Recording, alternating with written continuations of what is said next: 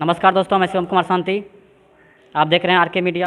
अभी हम सहरसा जिला के अंतर्गत बनमाई टरी प्रखंड परसवन्नी गांव में आए हुए हैं। सहरसा जिला राष्ट्रीय संत मत सत्संग का 60वां अधिवेशन इस परसवन्नी गांव में आज अंतिम दिन है सत्संग का।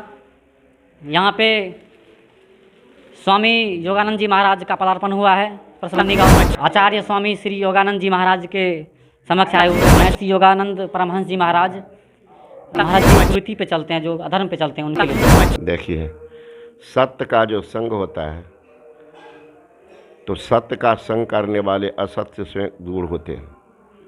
और जो आदमी सत्य को अपना लिए हैं उसको धर्म अधर्म पाप पुण्य सबका पता चल जाता है। ये पाप है, ये पुण्य है, ये धर्म है, ये अधर्म है, ये कर्तव्य है और कर्तव्य है, वो जानने लग जाते हैं।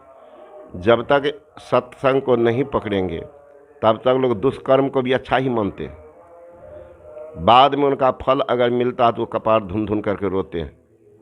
सत्य का परिणाम बड़ा मीठा होता है। सत्य तत्काल में लगता है ना, जो हमको फलदायी नहीं है, लेकिन सत्य का फल अंत में मीठा होता है।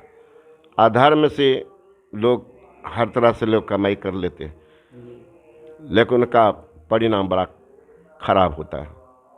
इसलिए सत्संग से जुड़ना चाहते हैं लेकिन परिवार के दबाव के कारण उनका परिवार नहीं मानता है, तो वो सत्संग अच्छी राह पे नहीं जा पाते हैं। उनके लिए बार बार सत्संग सुनने से उसके मन में भी प्रेरणा होती है। जो सत्संग में आना नहीं चाहते हैं या आने नहीं देना चाहते हैं वो नहीं सुने हैं। इसलिए बिनु सत्संग विवेक न होई, राम कृपा बिनु सुलभ न सोई। जब तक सत्संग नहीं करेंगे विवेक नहीं होगा। विवेक है वो सारा का ज्ञान। बार बार सत्संग सुनने से वो विवेक होगा। तो होई विवेक मोह भ्रम भागा, तब रघुनाथ चरण अनुरागा। भगवान के चरण में उनका अनुराग हो जाएगा। और आज बहुत ही सौभाग्य की बात है कि कहा भी गया है, भाग्योदयन बहुजन्म समर्जितेनो सत्संग मम चल लभते पुरुषो यदा वही अज्ञान हेत प्रीतिमोह मदांतकारे। जब अनेक जन्मों का भाग्य उदय होता है, एक जन्मों का नहीं अनेक जन्मों का, तब जाकर के व्यक्ति को सत्संग मिलता है। सबसे पहले आप अपना परिचय दीजिए। मेरा नाम अभय कुमार, रिटायर्ड शिक्षक हैं और आज ये अखिल भारतीय 21वां सत्संग महर्षि योगानंद महाराज जी के द्वारा कराया जा रहा है। हम लोग इसमें जुड़े हुए हैं। और सत्संग क्यों जरूरी है समाज के लिए? हाँ, इससे समाज में सुधार आता है, अध्यात्म का ज्ञान होता है, मोक्ष की प्राप्ति होती है। आप जो आयोजन करवाएं सत्संग का सभी मिल करके ग्रामीण, इससे समाज में क्या संदेश जाएगा? इससे समाज में बहुत अच्छा कार्यक्रम होगा। इससे बहुत बड़ा विचार अच्छा रहेगा। आपका स्वागत है हमारे चैनल पे।